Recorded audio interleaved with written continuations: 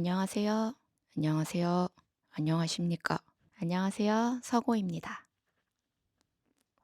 제가 목소리를 들고 찾아온 건 처음인데요. 제가 오늘 이야기 나눠보고 싶은 책들은요.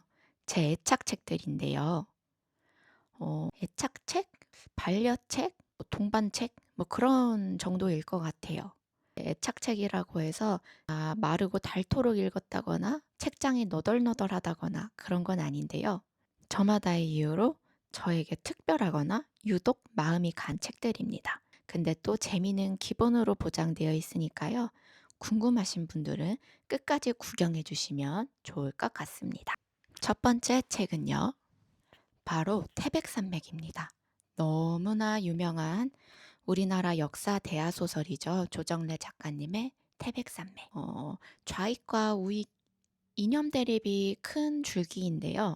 이 책을 제가 고등학교 때 처음 읽기 시작했어요. 그때 당시에는 한 권씩 한 권씩 대출을 해서 읽었는데 정말 너무너무 재밌는 거예요.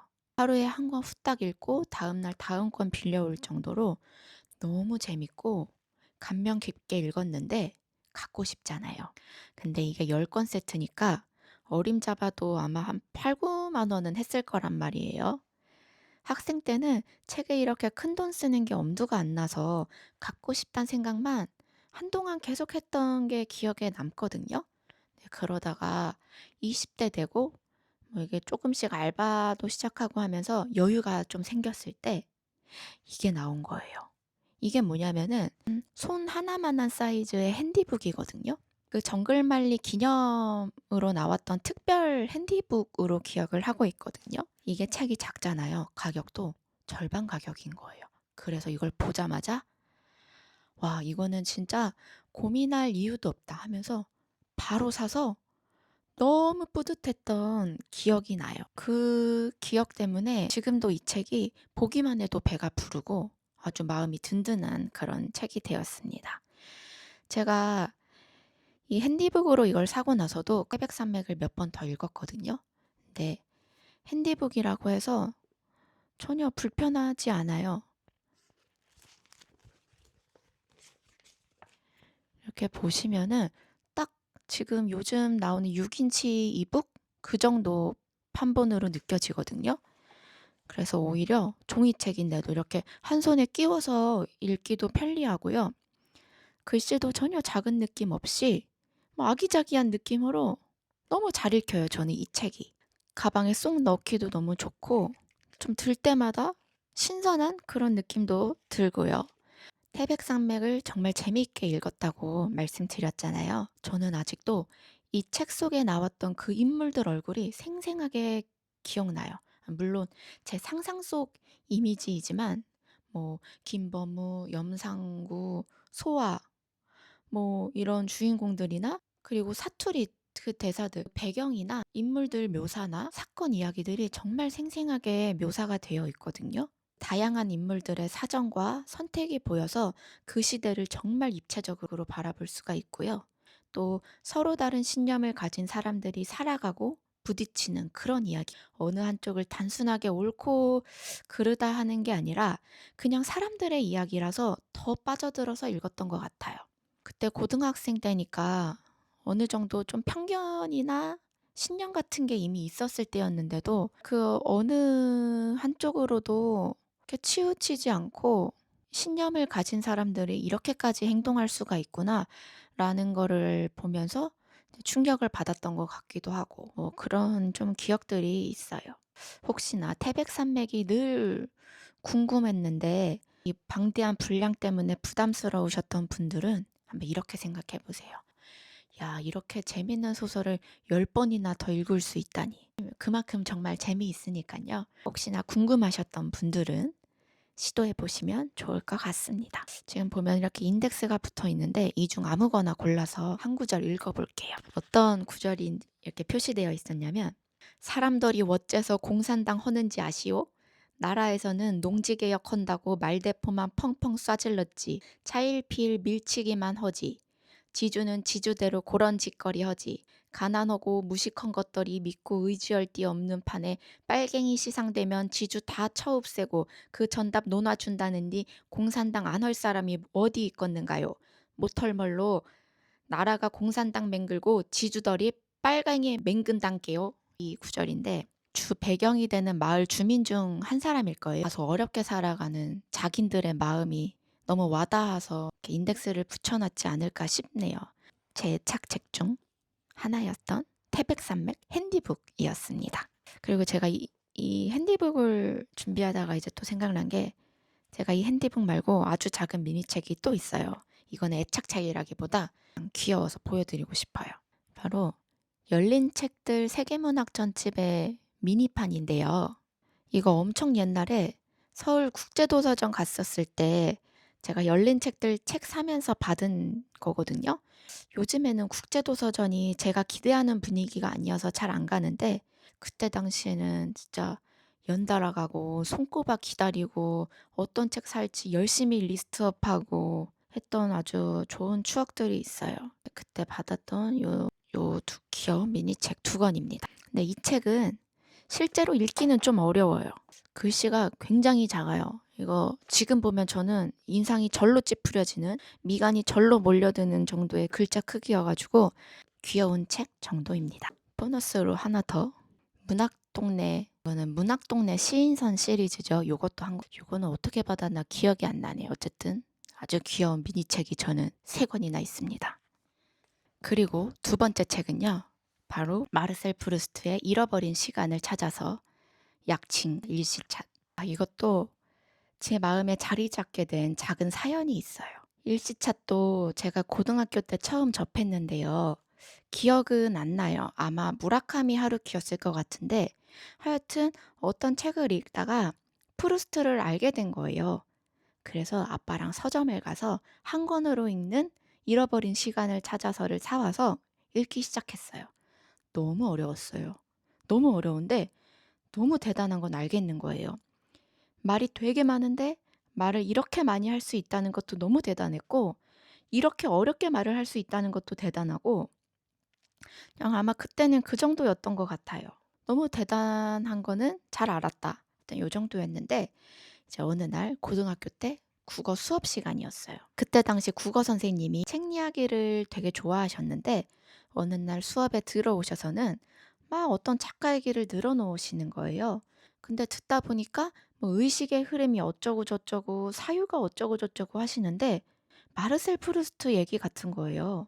그러시면서 선생님이 마지막에 그 작가 이름은 하면서 저희한테 질문을 던지셨어요. 네, 그때 당시 제가 수업 시간에 대답을 잘 못하는 소심한 학생이었거든요. 근데 너무 반가운 마음에 저도 모르게 마르셀 프루스트요라고 대답을 한 거예요. 그랬더니 선생님이 너무 반가워하시면서 아니 어떻게 고등학생 중에 마르셀 프루스트를 아는 학생이 있냐 하면서 계속 이어가신 이야기가 이제 선생님께서 당시에 마르셀 프루스트의 일시冊을 완역본을 구하고 계셨대요. 근데 절판된 후여서 도저히 구할 수가 없더라는 거예요. 결국 출판사에 전화를 하셨대요. 출판사에 전화하셔서 도저히 구할 방법이 없냐라고 하셨더니 출판사에서 편지를 가지고 있는데 그거 보내드리겠다 해서 그렇게 구하셨다는 거예요. 그게 너무 기쁜 나머지 저희한테 와서 자랑을 하신 거죠. 그러면서 저한테 이 책을 읽었냐고 물어보시더라고요. 그래서 제가 읽었다. 저 이거 집에 그 한 권짜리로 있어서 읽었다 말씀드렸더니 그걸로는 다 마르셀 프루스트를 읽었다고 할 수가 없다는 거예요. 그러면서 언제든지 빌려줄 테니 읽고 싶으면 찾아와라 라고 말씀하시고 대화가 끝났어요. 당연히 저는 빌리지는 않았는데 이 이야기가 두고두고 생각이 나는 거예요. 아, 나는 그럼 그 책을 평생 가질 수가 없는 건가? 선생님이 출판사에 전화해 보신 그 용기와 열정도 너무 멋있고 그걸 톡톡 구매할 수 있는 재력도 너무 멋지다. 하면서 두고두고 아쉽기는 하더라고요. 근데 또 제가 살아가다 보니까 나온다는 거예요. 그것도 3번역으로. 완역본 3번역으로요. 그래서 하염없이 기다려서 이게 굉장히 오래 기다렸어요. 제가 아마 한 10년 걸렸던 것 같은데 결국 이렇게 지금은 저도 마르셀 프루스트의 잃어버린 시간을 찾아서를 완역본으로 전권 다 소장하고 있는 사람이 되었습니다. 네, 사실 이걸 다 읽지는 못했어요. 지금 3 권까지 읽었는데 그래도 배는 굉장히 불러요. 보기만 해도 다 읽은 것 같고 네, 그러면 안 되지만 꼭 끝까지 읽어 보도록 하겠습니다. 이것도 제가 읽은 짧게나마 읽은 1, 2, 3권 중에서 인덱스가 붙어 있는 부분 아무거나 골라서 한번 읽어 볼게요. 마찬가지로 죽어가는 병자의 생각도 보다 실제적이고 고통스럽고 컴컴하고 내장 깊숙이에 있는 것. 즉 죽음이 그에게 실제로 제시하고 죽음이 그로 하여금 느끼도록 강요하는 우리가 흔히 죽음의 관념이라고 부르는 것보다 더 그를 짓누르는 무거운 짐이나 호흡곤란, 마시고 싶은 욕구와도 더 흡사한 그런 죽음의 이면을 향한 것은 아닐까? 제가 이 부분은 좀 기억이 나는데 어떤 벽화 그림이랑 관련돼서 이야기를 하는 부분이었어요. 자비와 선망을 말하는 그런 그림이었는데 그 자비와 선망을 말하면서 그 이면에 내포된 것까지 이야기하고 본질을 더 깊이 들여다보고자 하는 그런 내용이었던 것 같은데 정말 한 점을 집요하게 파고들고 섬세하다 못해 세심하게 파고드는 그런 문장들, 거기서 끝없이 펼쳐지는 사유의 향연. 네, 그런 책입니다. 사실 어려워요. 저는 정말 대단한 작가라고 손에 꼽기는 하지만 추천은 잘 하고 다니지 않아요. 그치만 저는 남몰래 사모하고 있는 마르셀 프루스트의 잃어버린 시간을 찾아서였습니다. 세 번째 책. 언제 봐도 탄식 먼저 나오는 이 책 아시는 분들이 계실까요? 프리모 레비의 주기율표라는 이 책도 제가 조금 배경을 설명하고 싶어요. 이 책은 제 인생에서 가장 의미 있는 책 중 하나이기도 한데요. 요즘에는 책들을 다 추천받아서 구매하시거나 뭐 소셜미디어나 서점 홈페이지만 가도 큐레이팅이 너무 잘 돼 있으니까 어느 정도 정보를 가지고 가서 책을 접하시잖아요. 저는 이걸 도서관에서 우연히 만났거든요. 대학 도서관이었어요. 대학교 들어가고 처음으로 대학교 도서관을 갔는데 너무 황홀한 거예요. 여러 층인데다가 그 여러 층을 진짜 온갖 책들로 가득 메웠는데 너무 황홀하고 없는 책이 없는 것 같은 거예요. 그래서 제가 입학하고 나서 한동안 도서관을 정말 뺀질나게 들락거렸는데 맨날 이렇게 가서 구경을 하는 거예요. 제목들을 쫙 훑어보는 거. 그냥 너무 황홀하니까. 그러다가 뭐에 끌렸는지는 기억이 안 나요. 근데 이 책을 들고 와서 도서관 책장에 앉아서 몇 장 읽다가 바로 빌려서 집에 와서 인생책으로 등극했어요. 이 책은 작가 프리모 레비가 자신의 삶과 기억을 화학 원소에 빗대서 풀어낸 책이에요. 그렇다고 화학 얘기가 막 끼어들어서 어렵거나 복잡한 얘기들은 아니고요. 그냥 아름다운 소설책이에요. 프리모 레비가 어떤 사람이냐면요. 유대계 이탈리아인이고 화학자이고 아우슈비츠 생존자였어요. 이 책에서는 그가 홀로코스트 경험 이전에 찬란했던 유년 시절 추억도 있고요. 아우슈비츠에서 겪었던 처참한 기억들도 있고 완전 뭐 허구적이고 기발한 이야기들도 있는데요. 어쨌거나 제가 이 책에서 느낀 건 아우슈비츠 생존자잖아요. 근데 그럼에도 그가 세상을 이해하려고 노력한다는 거였어요. 너무나 비합리적인 이유로 그렇게 처참한 상황들을 겪어야만 했지만 이 부조리한 현실을 어떻게든 이해해보고 살아내보고 살아남아서 또 다른 희생자들을 위로하려는 그런 이야기들 같았거든요. 그 제가 이 책을 다 읽고 나서 작가 이력을 보니까 그 작가가 삶을 스스로 마감을 했더라고요. 정말 마음이 너무너무 아팠는데 왜 그랬냐면 그렇게 끊임없이 노력을 했는데 결국은 출구를 찾지 못했던 것은 아닐까. 그 시절 그 상처와 고통에서 평생 벗어나지 못했던 것은 아닐까 싶은 거예요. 그래도 이 주기율표는 작가의 다른 작품들에 비해서는 마냥 우울하기만 한 것은 아니고요. 너무나 평화로운 세상을 살아가는 우리가 사유해보지 못했던 여러 가지 성찰점들을 주면서 또 아름다운 이야기들도 많거든요. 이 책을 읽고 나서는 제가 한동안 몇 년 동안은 꼭 새해 첫 책으로 이 주기율표를 읽거나 아니면 이 작가의 다른 작품을 읽었어요. 그 정도로 울림이 큰 책이에요. 이것도 제가 이 인덱스 골라서 하나 읽어볼게요. 여기는 이제 좀 짧은 문장인데요. 몇 달 전에 인종에 관한 법률이 공포되었다. 그래서 나도 외톨이가 되었다. 전반적으로 이렇게 문체가 굉장히 덤덤하고 잔잔해요. 근데 그 문장들 안에 얼마나 큰 상처와 아픔들이 있었는지가 오롯이 전해지는 그런 글들이거든요. 이거는 여러모로 저의 애착책, 인생책, 네, 평생 읽을 책, 읽고 또 읽을 책, 언젠간 닳고 다를 책이었습니다. 하나만 더 읽어볼까요? 먹는다는 것, 먹을 것을 구한다는 것이 우리에게는 최고의 자극제였다. 그리고 생존의 다른 문제들은 멀찌감치 떨어져 그 뒤를 이었다. 그리고 그보다 더 멀리에 집에 대한 추억과 죽음에 대한 공포가 자리 잡고 있었다. 네, 여기도 굉장히 덤덤하죠. 근데 이 글에서 말하는 현실은 그 어떤 상황보다 처참하고 비참한 상황이거든요. 이런 책입니다. 주기율표. 이거는 제가 추천을 많이 한 책인데 혹시 안 읽어보신 분들이 계시다면 읽어보셨으면 좋겠습니다. 이상으로 제 인생책 크게 3개 이야기해 보았고요. 그 외에도 제가 또 인생책이 뭐 있을까 생각하다 보니까 제가 여러 권 있는 책들이 있거든요.